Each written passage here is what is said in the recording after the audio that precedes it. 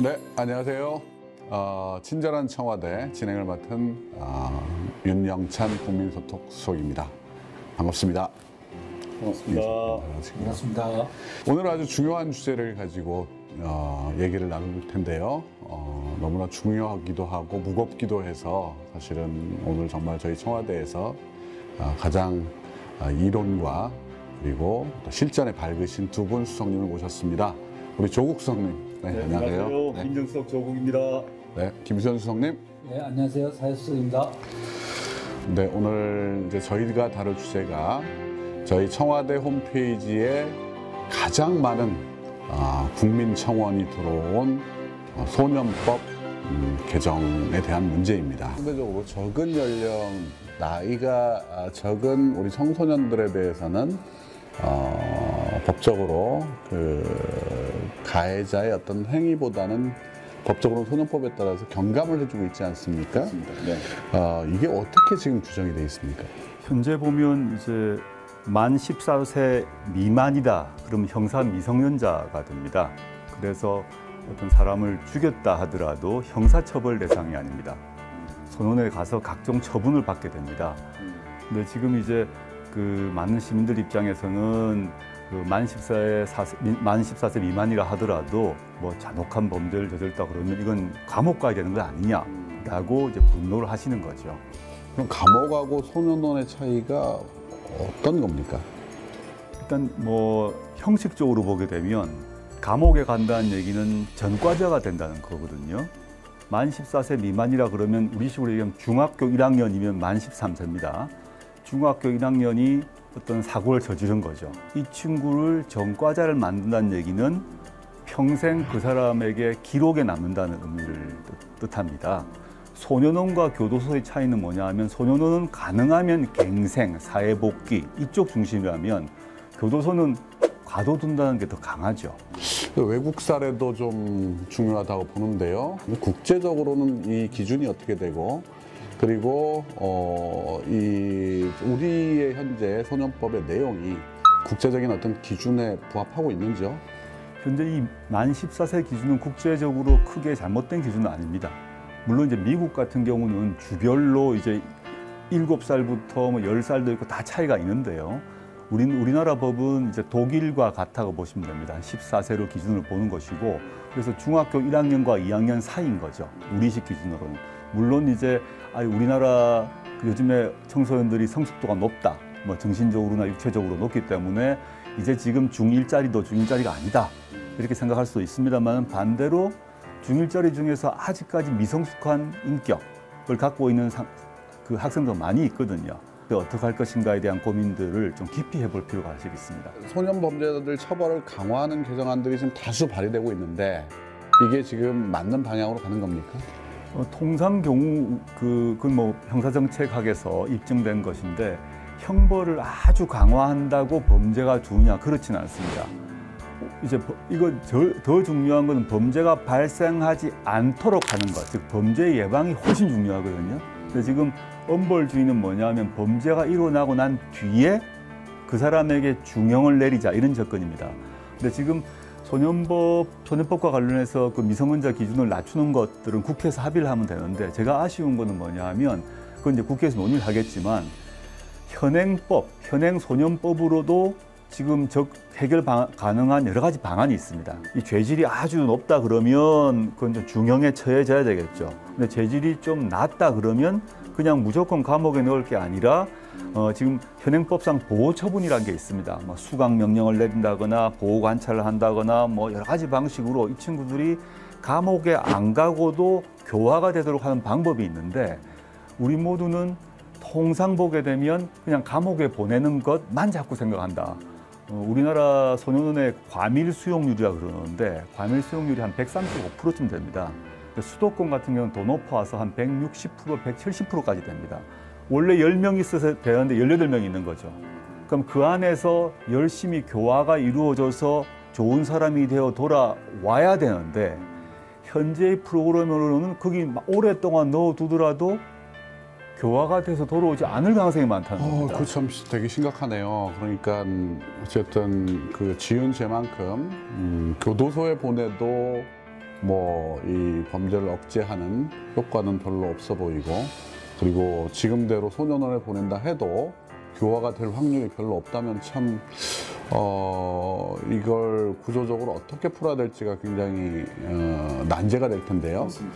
이게 아무래도 법적으로만 해결할 수 있는 문제는 아니어서 지금 뭐 우리 이 교육부라든지 여러 사회부처에서도 이 문제에 대한 대책들을 논의를 하고 있는 걸로 알고 있습니다. 사실 벌하기보다 더 어려운 것이 예방하는 것이고 다시 또 재활시키는 것이라고 봐야 될 텐데요.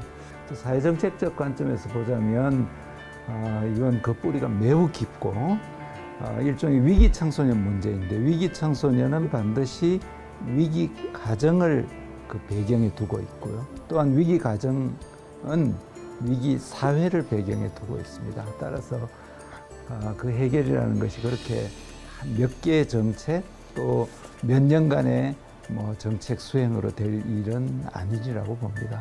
지금 이제 우리 조국 수석님 설명하신 내용 중에 이른바 보호 처분에 대해서 말씀을 하셨습니다.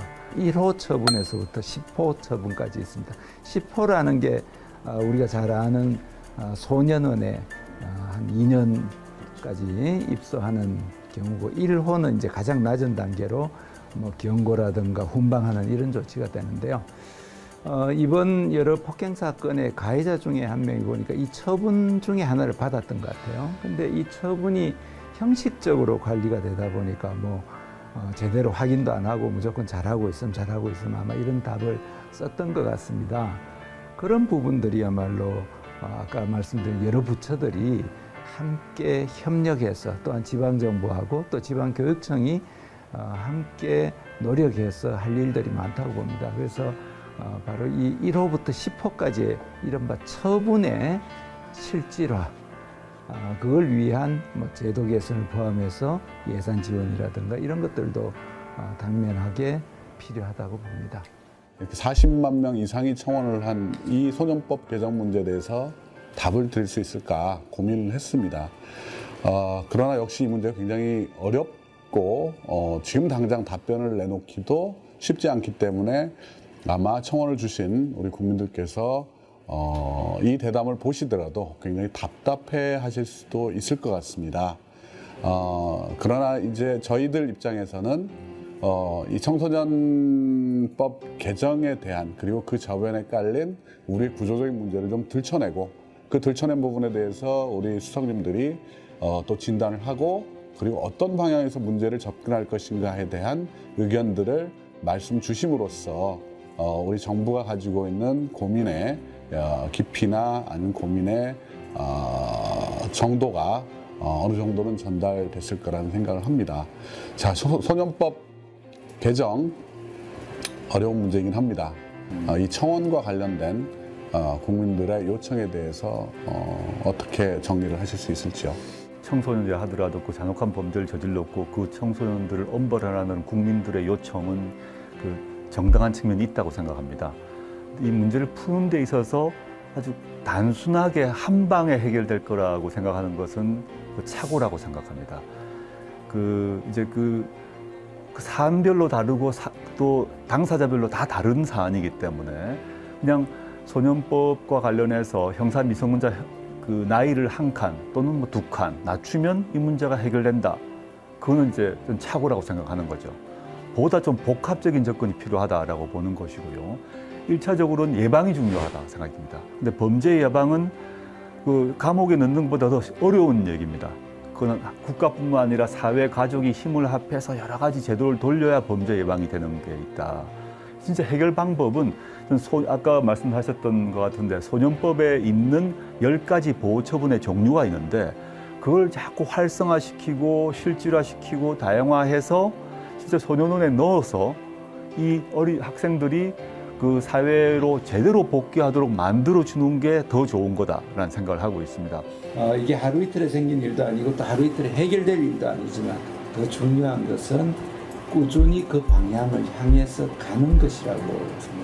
그래서 이게 보다 포용적인 사회로 가는 것은 우리 사회가 전반적으로 하나의 방향을 틀어서 가야 되는 큰 숙제이긴 합니다만은 그보다 작은 덩어리의 과제들, 뭐 보호 처분의 문제라든가 그다음에 피해자 보호에 대한 문제라든가 그래서 좀 의지를 가지고 적어도 한 2, 3년 집중해서 노력하면 분명히 나아지는 일들이 있습니다. 여기에 대해서는 정부가 이 약속을 지키고 꾸준히 일해 나갈 수 있도록 그렇게 하겠습니다. 예, 오늘 저희 청와대 국민청원 첫 번째 의제로 올라온 소년법 개정에 대한 내용을 우리 두 분 수석님과 같이 얘기를 나눴습니다. 두 분 대화를 통해서 저희가 확인한 건 단순히 하나의 원인이 아니라 굉장히 복합적이고 그다음에 중층적인 그런 원인들이 이 안에 있으며 이 문제를 해결하기 위해서는 시간이 걸리더라도 일관성 있게 또 지속적으로 장기적으로 방향을 가지고 최선을 다해서 노력을 해야 된다라는 그런 내용으로 저희가 의견의 일치를 본 것 같습니다. 국민 여러분, 오늘 첫 번째 청원 우리 친절한 청와대에서 여러분께 대담으로 말씀을 드렸고요. 그리고 다음 주제 때 다시 또 뵙도록 하겠습니다. 감사합니다.